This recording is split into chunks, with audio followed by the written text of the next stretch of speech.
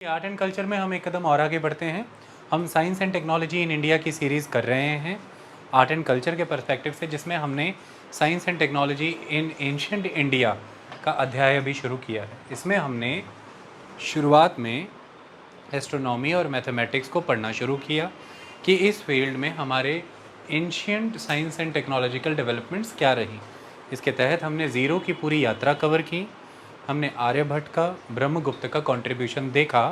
अब हम आगे बढ़ेंगे और आज हम जिनकी बात करने जा रहे हैं, मैं आपको बता दूं कि आने वाले दिनों में scientist of ancient, medieval and modern India अलग से डिस्कस होंगे। उनमें जो चीज़ें अब इंट्रोडक्टरी फॉर्म में छोड़ दी जाएंगी, उनमें जाके एक्सप्लेन करेंगे। तो अगर कुछ चीज़ों की अभी एक्सप्लेनेशन ना भी आए, हैव सम पेशेंस, वो आगे आने वाले दिनों में आनी ही आनी है। आज हमारे अध्याय में आगे बढ़ते हुए एस्ट्रोनॉमी और मैथमेटिक्स की फील्ड में जिनका जिक्र आता है वो हैं the great polymath, the great astrologer, astronomer Varahamihira. Varahamihira, okay. देखिए, वराहमिहिर एक माना जाता है कि ये किन के कंटेम्प्रेरीज हैं। पहले तो आर्यभट्ट और ब्रह्मगुप्त के, आर्यभट्ट और ब्रह्मगुप्त के कंटेम्प्रेरी, और ये माना जाता है ये उस समय में उनसे भी महानतम रहे हैं। अपनी देन जो इन्होंने दी है, जो कार्य इन्होंने किए हैं, ओके। सो ये एक ग्रेट पर्सनैलिटी, एक स्कॉलर रहे हैं इस सेंस में। तो इन्हें आप आर्यभट्ट का नाम ज़्यादा सुना जाता होगा या ब्रह्मगुप्त। कई बार जो नाम कम सुना जाता है, हम महानता को कम आंक लेते हैं। मैंने इसलिए ये बात समझाई कि इनके उस समय के दौरान जो कॉन्ट्रीब्यूशंस हैं, उस बेसिस पर इनकी जो प्लेसमेंट की है वो उनसे भी महान स्तर पर की गई है, ओके। और इनके बारे में ये कहा जाता है कि आज मंगल पर पानी ढूंढा जा रहा है।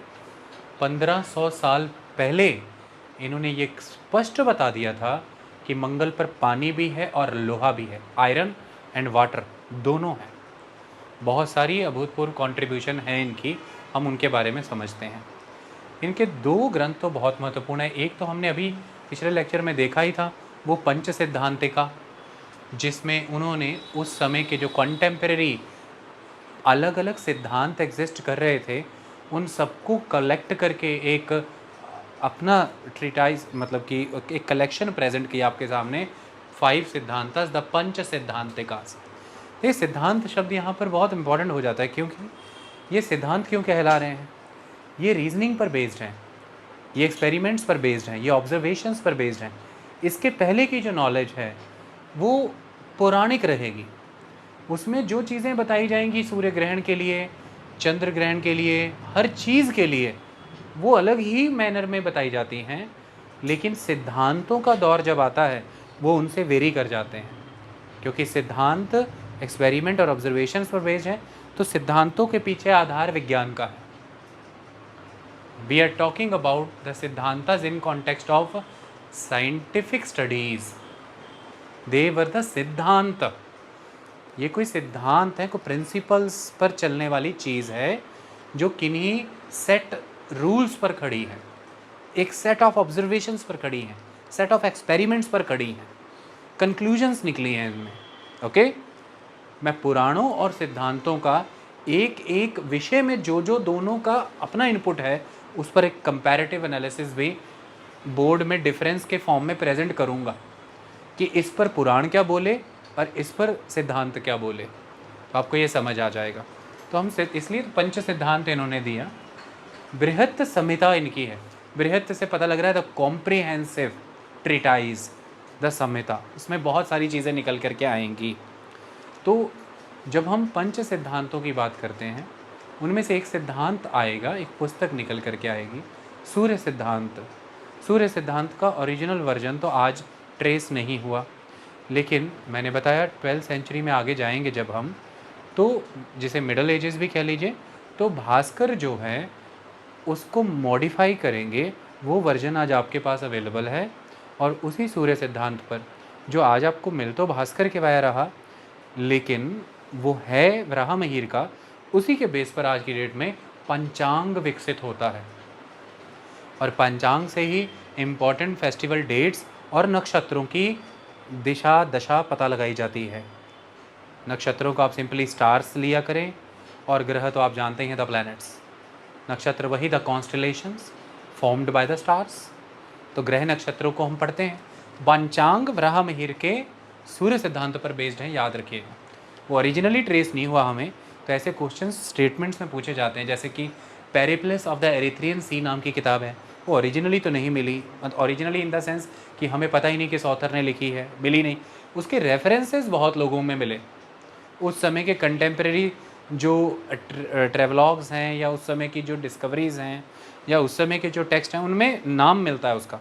ऐसे ही सूर्य सिद्धांत का जिक्र बहुत सारी पुस्तकों में मिल रहा है उस समय की। सूर्य सिद्धांत खुद नहीं मिला हमें, वो बुक हमें खुद नहीं मिली। तो उन्हीं उस समय तक भास्कर को वो एक्सेसिबल होगी, तो भास्कर ने उसको मॉडिफाई किया, वो वर्जन आपके पास अवेलेबल है, उस पर पंचांग खड़े हैं। बात समझ में आई? हम कुछ चीज़ों को समझें।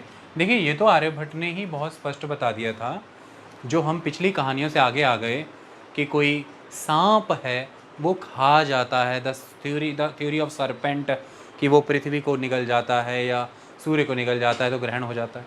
ये तो हम साइंटिफिक हो चुके हैं। आर्यभट्ट ने बता दिया कि जो अर्थ है अपने एक्सेस पर रोटेट करती है, मून अपने एक्सेस पर रोटेट करता है, और ये शैडो कास्ट करते हैं।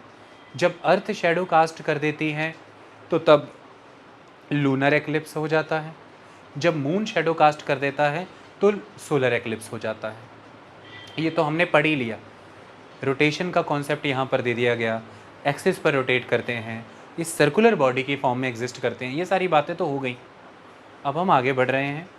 वराह मिहिर इनके विषय में क्या बताते हैं, समझिए। वराह मिहिर की बृहत संहिता, जो कि 6th सेंचुरी कॉमन एरा में आएगी, और सूर्य सिद्धांत, ये इंपॉर्टेंट ग्रंथ हैं इनके। ऑब्जर्वेशंस क्या हैं? Moon rotated around the earth. Okay, देखिए, जब यहाँ पर ये रोटेटेड अराउंड द अर्थ आ रहा है ना, आप इसे रेवोल्यूशन के सेंस में लीजिए। इसे किस सेंस में लीजिए?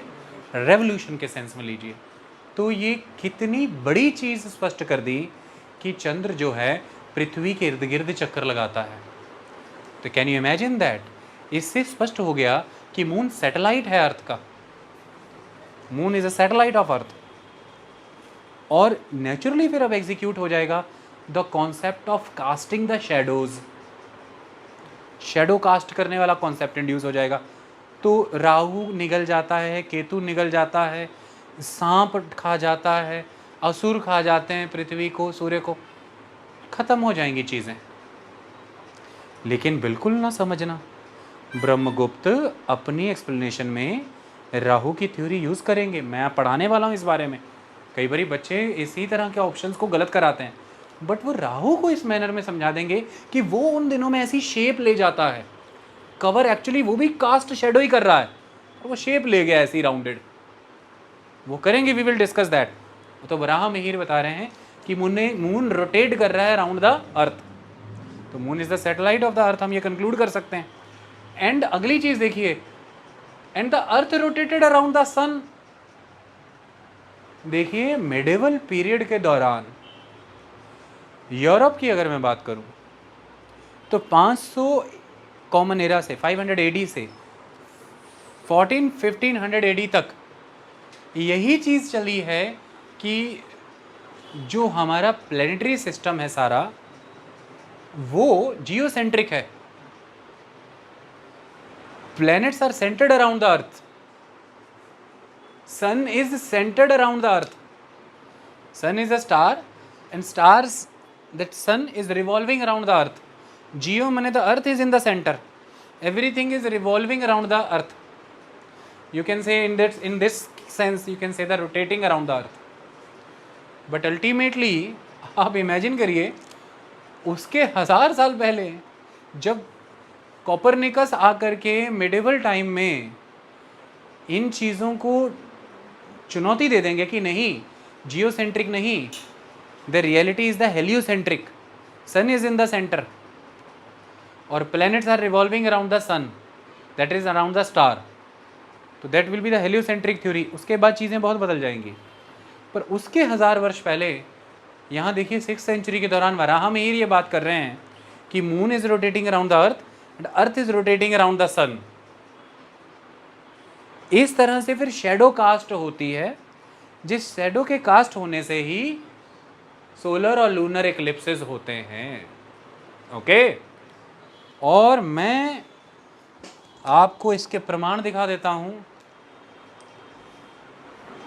प्रमाण बहुत जरूरी होते हैं भाई। ये सूर्य सिद्धांत का श्लोक है।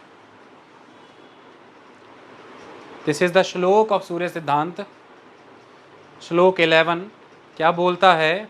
The moon moving from the west, the moon moving from the west conceals the solar disk from below. There is a solar disk, conceals the solar disk from below just like a cloud. जैसे ये तो सबको दिखता था कि सूर्य है, पर बादल सूर्य को ढकते हैं ये तो सब देखते थे, आम बात है, बादल तो अपने पास ही थे। उस समय भी तो सूर्य नहीं दिख रहा, पर सब जानते थे ये तो बादल है, अभी चले जाएंगे। पर सूर्य ग्रहण कुछ अलग होता था, बादल नहीं होते थे, आसमान साफ होता था, अचानक से सूर्य ढक जाता था। वो मनुष्य के लिए रहस्य बना रहा कि ये सूर्य किधर गया। पर देखिए कितना सिंपल मैनर में समझा दिया कि जब चंद्र पश्चिम से पूर्व की ओर आएगा, जब वेस्ट से ईस्ट की ओर मूव करेगा, तो वो शैडो कास्ट करेगा सन की डिस्क पर। और जब आप यहां पर शब्द बिलो सुन रहे हो तो इसको ऐसे लेना है, ये एक चीज है और आप यहां पर खड़े हैं, आप यहां हैं और ये चीज स्काई में ऊपर है, तो इस चीज का ये अबव हुआ और ये बिलो ही हुआ, तो कुछ इसके रास्ते में आ रहा है, ये आ गया, ये वो एलिमेंट है जिसके रास्ते में कुछ आया जो ये आया, और आप समवट कहीं यहां खड़े हैं, तो इसलिए यहाँ से आप इसे देख रहे हैं। तो आपके लिए ये शब्द यूज़ किया गया है कि वेस्ट से कुछ आता है और सन की डिस्क को कवर कर लेता है फ्रॉम बिलो, तो आपको नहीं दिखता फिर वो सन, बिल्कुल ऐसे जैसे बादल ढक लेता है उसको, शैडो कास्ट हो गई। फिर क्यों? फिर जो रास्ते में आया, सन के रास्ते में जो आया, उसने प्रकाश को अवरुद्ध कर दिया, ऑब्स्ट्रक्ट कर दिया, तो सरफेस पे आपको जो मिली वो इसकी शैडो मिली। तो अर्थ पर आपको जो रिसीव हुई वो इसकी शैडो हुई, तो अर्थ पर जो कास्ट हुई वो शैडो कास्ट हुई। आई बात समझ में? That's all. ये मैं नहीं कह रहा हूं, श्लोक बोल रहा है। The moon moving from the west conceals the solar disc from below just like a clouds. The solar eclipse is there for different in various countries according to the visibility of the eclipsed disc. तो अब आप पृथ्वी पर खड़े हैं, मुझे देना globe देना। अब आप पृथ्वी पर खड़े हैं, अब आप पृथ्वी पर यहाँ खड़े हैं, यहाँ खड़े हैं। बेटा मोबाइल कुछ हो रहा है, मतलब कि पृथ्वी दिख रही है? क्या बात मतलब है, ब्रह्म महीर तब सब दिखा गए, हमारे पास सब है, हम कुछ नहीं दिखा रहे। चलो आओ, अब हम, ये पृथ्वी है भाई, ग्लोब ऐसे कहते हैं भाई ऑनलाइन वाले जो है घसीट घसीट के लोगों को प्रताड़ना देते हैं, मैं तो बचा हुआ हूँ अभी। फिर यहाँ खड़े हैं आप, यहाँ खड़े हैं, यहाँ खड़े हैं या यहाँ खड़े हैं, यहाँ खड़े हैं या यहाँ खड़े हैं, अलग अलग क्षेत्रों में आप खड़े हैं। डन। यहाँ पर सूर्य था, बीच में उसके कुछ आया, जो बीच में आया उसका आकार है सूर्य से तो बहुत छोटा है, पर जब यहाँ पर चक्कर ये है, जो बीच में है उसका आकार सूर्य से बहुत छोटा है, पर चक्कर ये है कि वो आपके यानी कि अर्थ के क्लोज बहुत है, तो सूर्य फिर दूर उतना है, इसलिए वो इनफ साइज की शैडो कास्ट कर पा रहा है। अगर सूर्य चंद्र से 400 गुना बड़ा है, तो फिर सूर्य चंद्र से पृथ्वी के मुकाबले 400 गुना दूर भी तो है, इसलिए ही मून एक इनफ शैडो कास्ट कर जाता है, वो इसलिए सन को कवर कर जाता है। बट अल्टीमेटली तो चंद्र का एक आकार तो है ना भाई, तो वो उसी मैनर में उस डिस्क को कवर कर रहा है। तो अब यहाँ पर कवर किया है, तो आप इसके शैडो कास्टिंग रीजन में हैं, तो आपको तो पूरा सोलर एक्लिप्स दिख रहा है, पर आप कहीं और हैं तो फिर आपको उस हिसाब से एक्लिप्स दिखेगा, आपको उस हिसाब से एक्लिप्स दिखेगा। ये बिल्कुल वैसा है, टेंशन क्यों लेते हो? जैसे यहाँ पर आप खड़े हो और बादल के एक टुकड़े ने सूर्य को कवर कर लिया, पर एक दूरी पर दूसरी जगह पर खड़े हो तो थोड़ी ना वो बादल का टुकड़ा आपके लिए उस सूरज को कवर कर रहा है, तब तो आप उस बादल के घेरे के बाहर हो गए ना, अब आपको सूरज तो स्पष्ट दिख रहा है। ऐसे ही चांद का एक आकार है और उसने सूर्य को कवर किया है। आप अर्थ पर कहाँ खड़े हैं उसी हिसाब से दिखेगा कि आपको सोलर एक्लिप्स कितना दिखना है, पूरा दिखना है, थोड़ा दिखना है, अधूरा दिखना है, कितना दिखना। उसी श्लोक में सारा मामला सल्टा दिया उन्होंने, एक ही श्लोक में। Okay, that's all. तो वो लिखा हुआ है मेरे बच्चे, विश्वास करो, अपनी आस्था अपनी संस्कृति पर आशावान रहो। इब्न बतूता आया और अल-बरूनी आया, जम करके इन ग्रंथों को पढ़ा, ज्ञान लिया, वापस गए, जर्मनों को दिया, जर्मन आए, जमकर पढ़ा, वापस गए, यूरोप में फैलाया।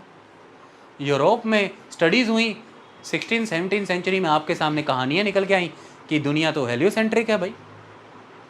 That's all. तो ये पूरी कहानी की the moon moving from the west conceals the solar disc from below just like a cloud.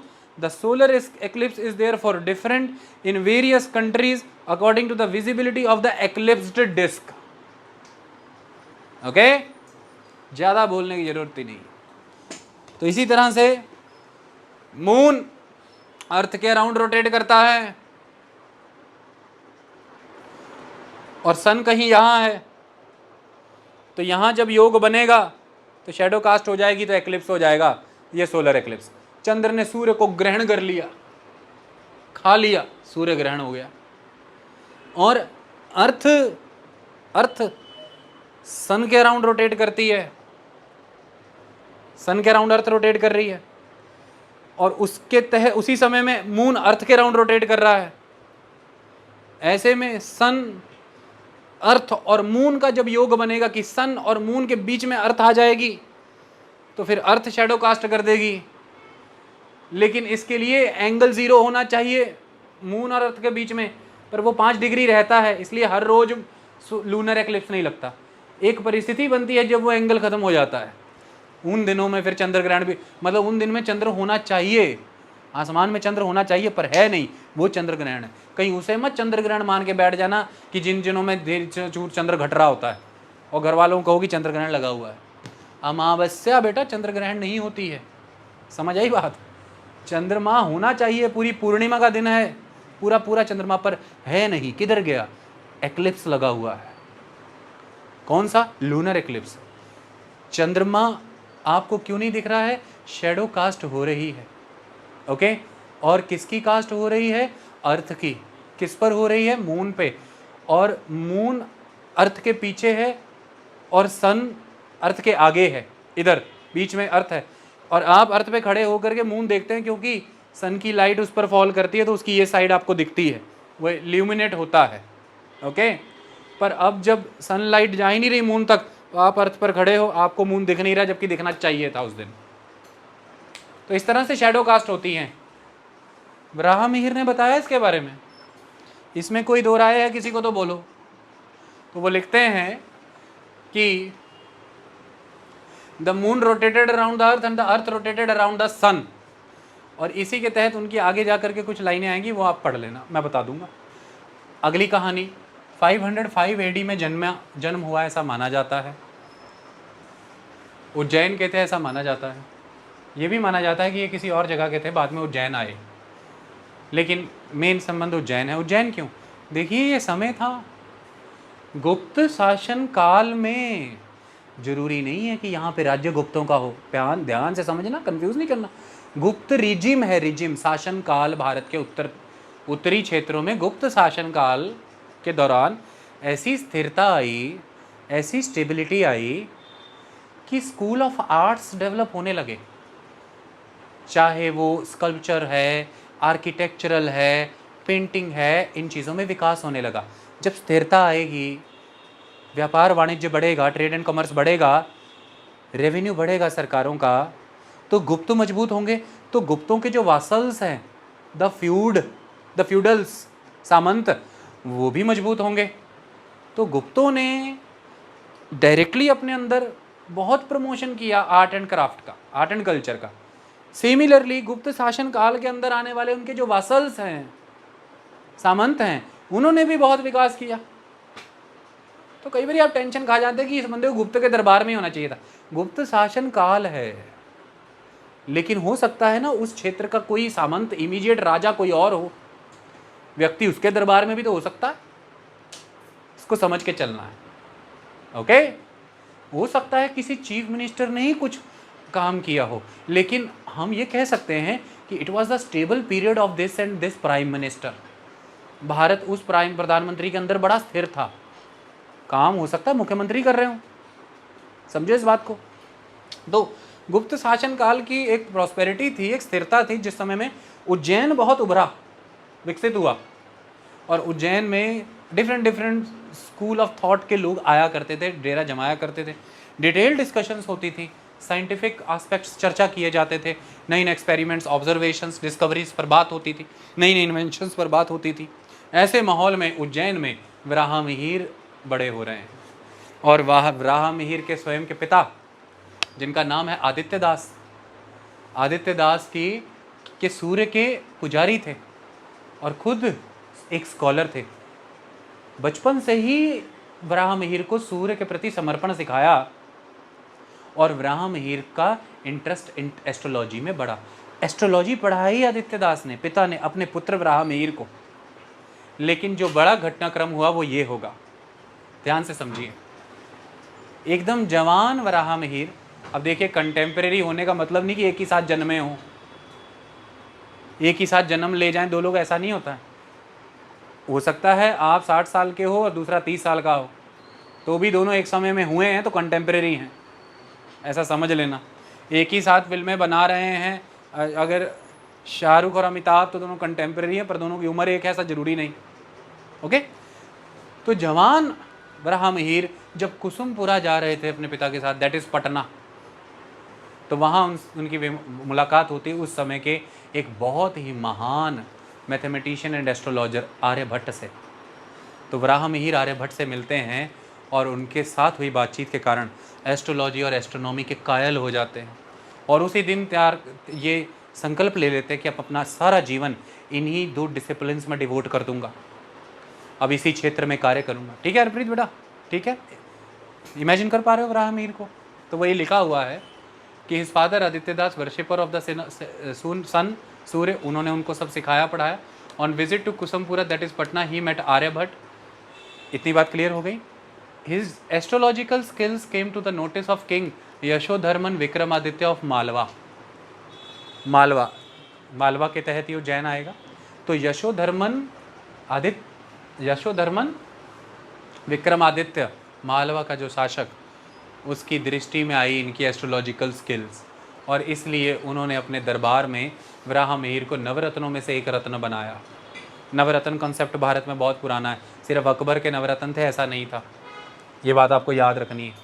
ये कॉन्सेप्ट बहुत पुराना है, और लीजेंड वाइज तो ऐसे कॉन्सेप्ट हमेशा से पुराने बना ही दिए जाते हैं। ओके, सो ये आपको फैक्ट पता होना चाहिए। His astrological skills came to the notice of the king Yashodharman Vikramaditya of Malwa, who made Varahamihir one of the 9 gems of his court. Done? आओ बात करते हैं। He declared that Earth was spherical. अर्थ को एक 3 dimensional body की तरह circle से spherical करार दे दिया उन्होंने कि earth is a spherical body. इन्होंने डिक्लेयर किया है बात को, बड़ी अच्छी चीज़ है। आज दिन तक हम वही मान के चल रहे हैं, हम वही तो मान के चल रहे हैं आज दिन तक। तो he declare that earth was spherical. क्या क्या कवर करते हैं वो अपने बृहत संहिता में, सुनिए। एस्ट्रोलॉजी कवर करते हैं, प्लैनेटरी मूवमेंट्स में इन्होंने काम किया है, प्लैनेट्स की मूवमेंट्स बताते हैं आपको।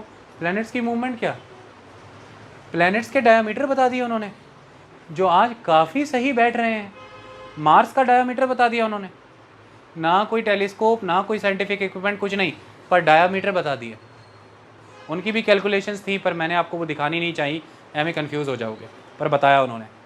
सो प्लैनेटरी मूवमेंट्स ना बताते तो एक्लिप्सेस कहाँ से क्लियर करते, ग्रहण कहाँ से बनाते। तो एस्ट्रोलॉजी कवर की, प्लैनेटरी मूवमेंट, एक्लिप्सेस, रेनफॉल। सिर्फ इतना मत सोचना कि भाई astrology astronomy, hydrology, geography, geomorphology, इस क्षेत्रों में बहुत बात की। वराहमिहिर ने अंडरग्राउंड वाटर के बारे में पहली बार बताया, और वराहमिहिर ने बताया कि अंडरग्राउंड वाटर होता है, देयर आर एक्वेफर्स। वराहमिहिर ने बताया कि कहीं पर भी पौधे और टर्माइट की प्रेजेंस इंडिकेटर होती है इस बात का कि यहाँ पर अंडरग्राउंड वाटर है।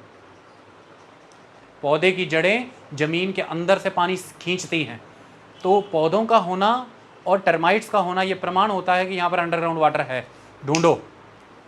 ये कॉन्सेप्ट्स दिए।